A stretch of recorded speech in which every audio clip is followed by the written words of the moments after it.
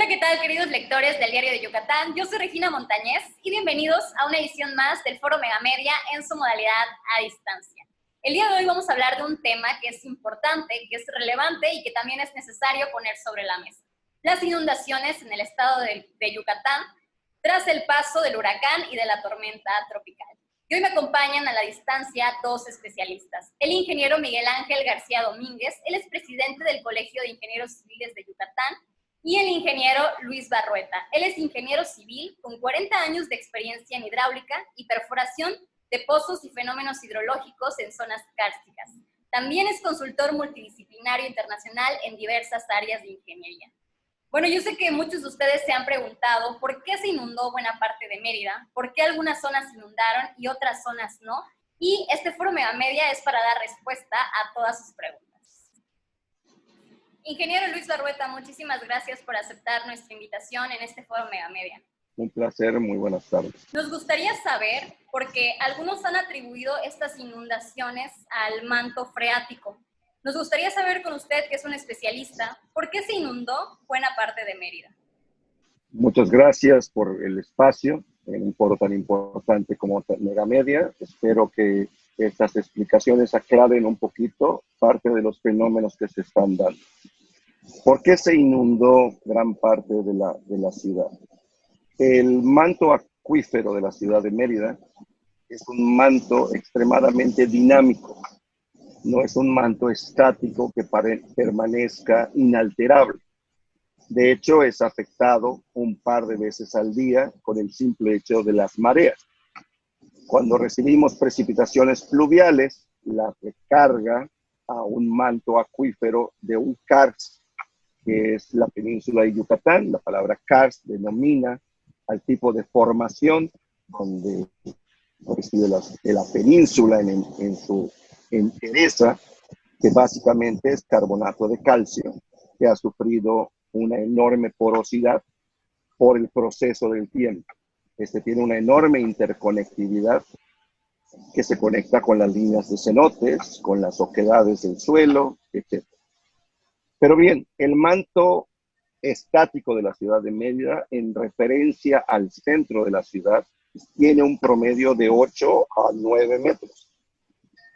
En el Cristóbal percibimos que este manto, este nivel, subió 350 aproximadamente. Y en los eventos del delta y el gamma, que no son eventos fuera de lo común, que son eventos transitorios en las épocas de lluvias predominantes, que son septiembre, octubre y noviembre, se dan estos eventos. Lo único que tienen de inusual es lo cercano que están estos eventos. Entonces tenemos un evento como delta que se traslapa en un evento como gamma y recibimos un enorme caudal de agua en toda la península, especialmente en la parte sur de la ciudad, que cuando migra al acuífero y en su recorrido natural hacia la costa, satura los cuerpos de agua que tenemos específicamente en la ciudad de Mérida, y al no tener a dónde poder degradarse en la línea del mar o integrarse al agua salobre, sube de una manera muy rápida, y el tiempo que tarda en diluirse esta agua es lo que tarda en volver a bajar al nivel medio promedio anual. Esa es la razón principal por la cual sufrimos inundaciones que no se habían percibido. Y bien, también es cierto que sufrimos inundaciones parcialmente por la falta de previsión en algunos casos de esta moda que se ha vuelto construir sótanos sin haber considerado estos fenómenos que están perfectamente documentados y estudiados por expertos en la materia.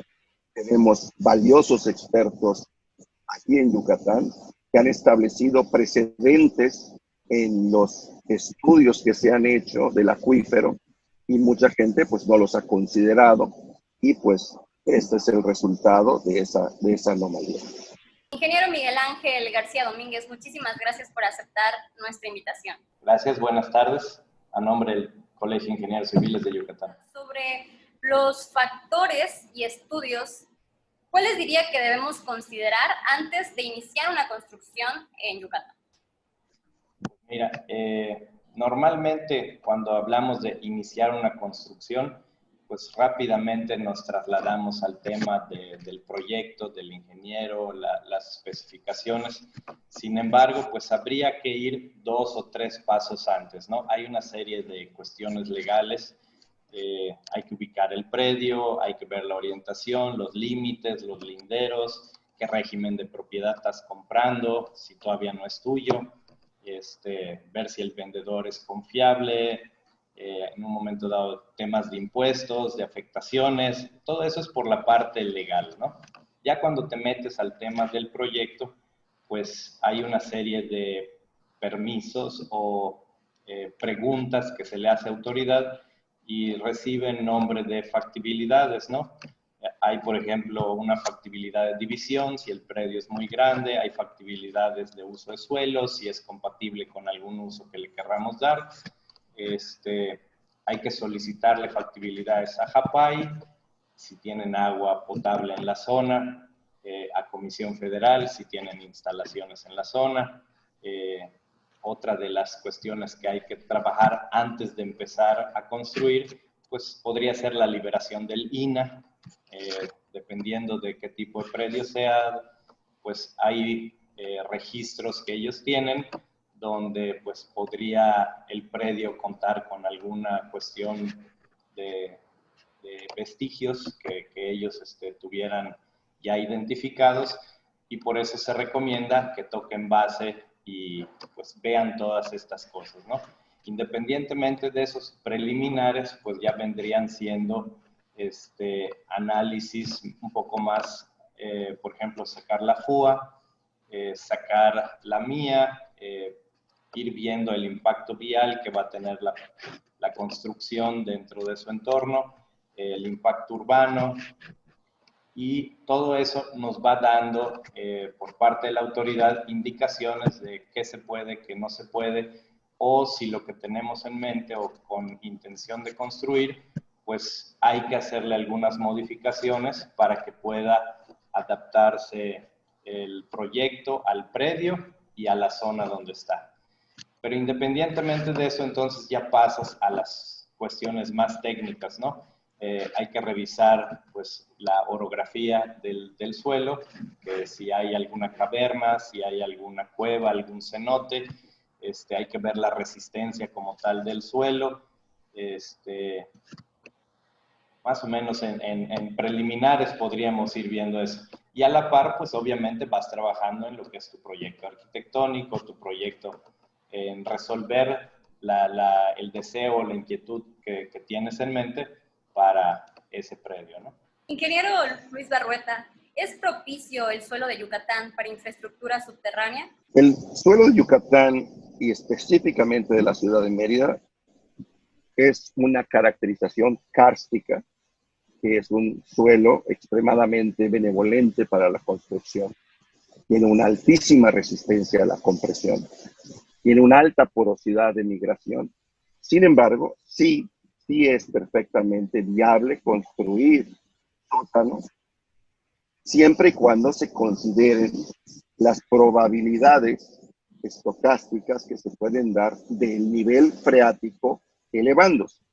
Pongo como ejemplos desarrollos que están a la par. En el norte de la ciudad tenemos 2 desarrollos singulares, uno de un reconocido residencial de alto prestigio que se vio totalmente rebasado en sus capacidades. Y tenemos otro al sur de un poquitito al sur de este desarrollo, que es Grupo Altozano, que no sufrió inundación alguna en sus calles, en sus avenidas y en sus sistemas.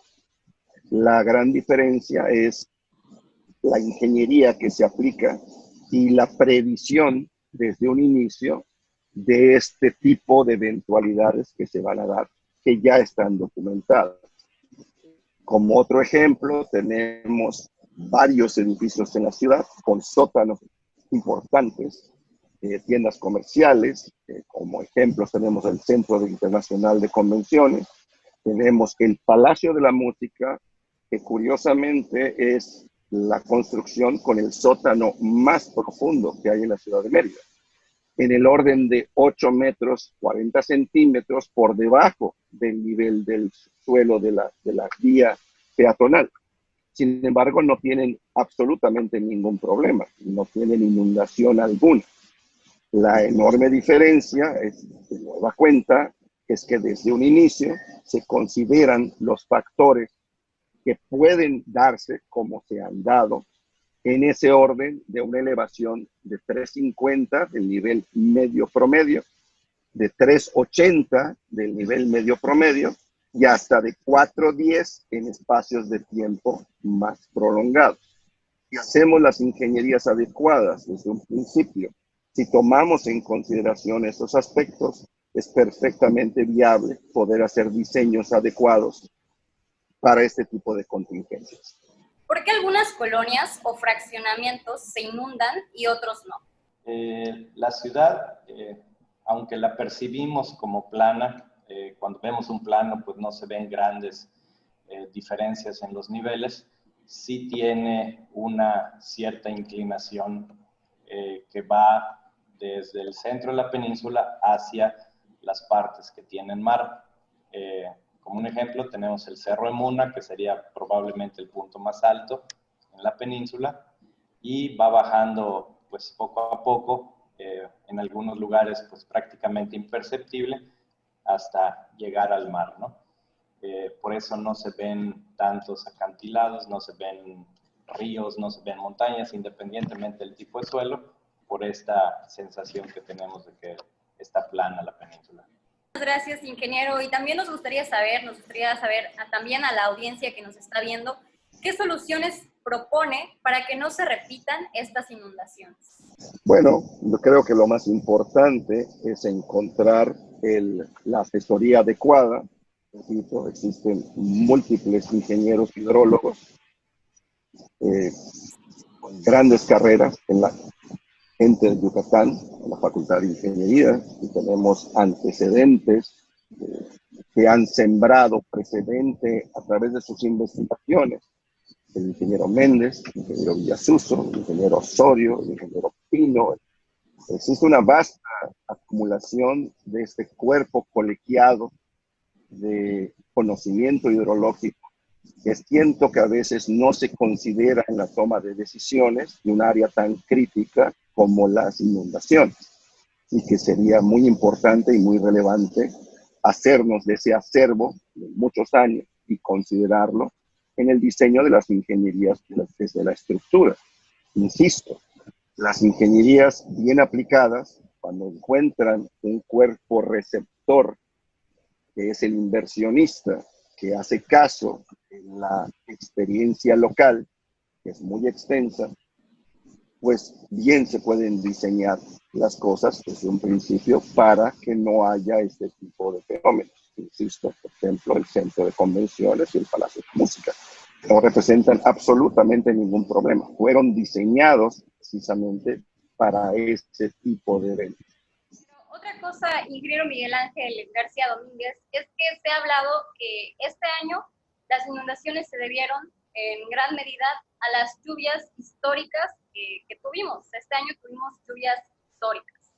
Sin embargo, si nos basamos en la premisa de que el calentamiento global sigue, que las condiciones que nos estamos propiciando pues siguen, y estas lluvias pues también seguirán ocurriendo, ¿qué soluciones propone para que no se repitan estas inundaciones? Híjoles, es una pregunta que tenemos que juntarnos con los especialistas de las universidades, con los profesionales más metidos en la materia, con los investigadores que tengan tanto las facultades de ingeniería, de la Mayab, de la UADY, de la Marista, el TEC de Mérida, tocar base con ellos, hacer estudios más complejos de resistencias de suelos, de permeabilidad. Habría que ir viendo todas las características que tiene la península, la entidad, el tipo de suelo, la absorción de agua, ir juntando toda esta información que a veces está pero la tienen diferentes personas, habría que ir integrando en un solo documento, revisando si pasa una situación, cómo se puede manejar y pues la interacción de todas estas opciones.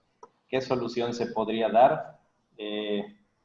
Hemos oído tantas situaciones como hacer una presa, pero pues veo difícil, aquí no hay montañas como para hacer un embalse y el suelo no se presta porque es permeable, algunos dicen que es como una esponja, entonces si le pones agua a una esponja pues la va a ir absorbiendo hasta que se satura y cuando se satura pues ya no absorbe más, que es lo que dicen algunos que nos está pasando, ¿no? Se llenó la esponja.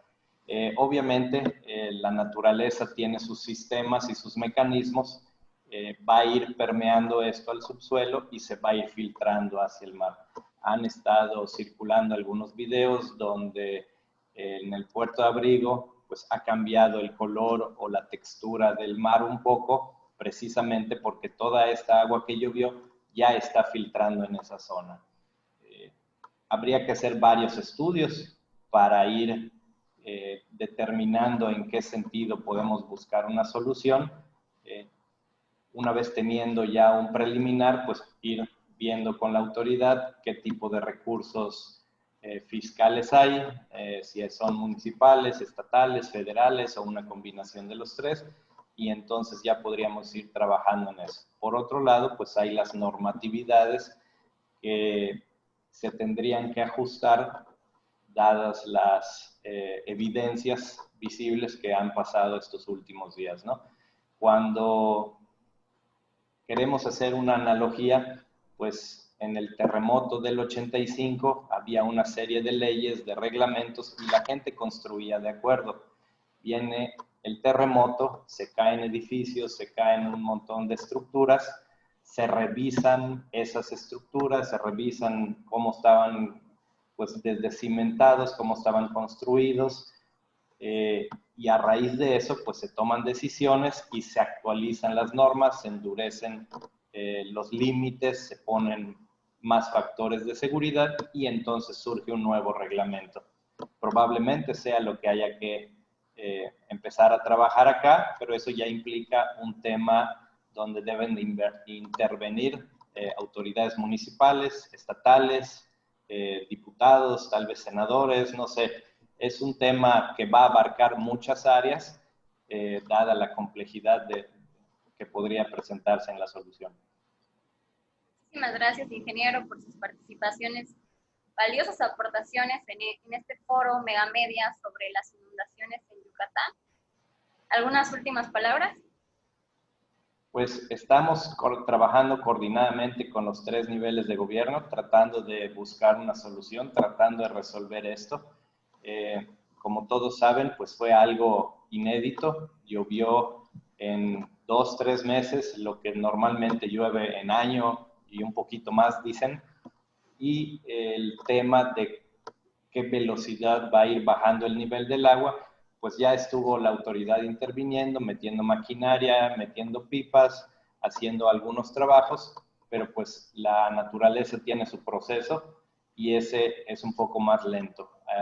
Ahí sí no podemos hacer mucho en ese sentido, pero estamos trabajando para tratar de brindar la seguridad.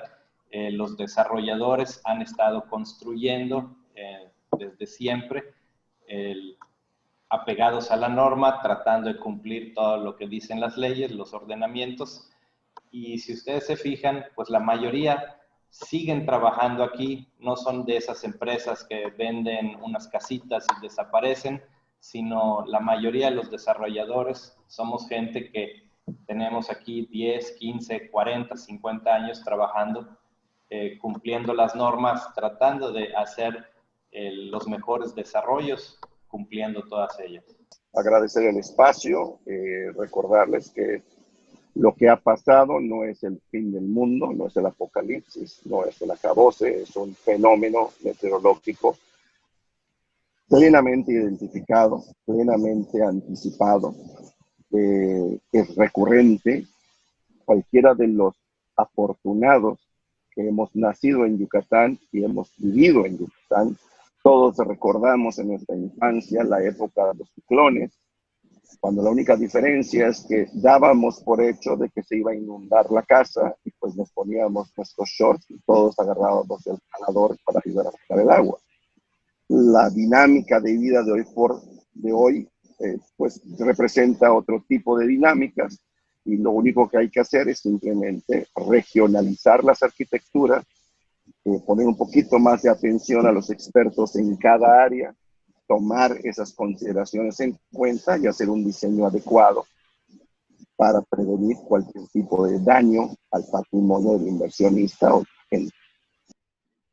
Bueno, muchísimas gracias a nuestros dos invitados y a ustedes, audiencia, por vernos. Déjenos en los comentarios qué temas les gustaría ver en estos espacios. Yo soy Regina Montañez y nos vemos en el siguiente Foro Megamedia.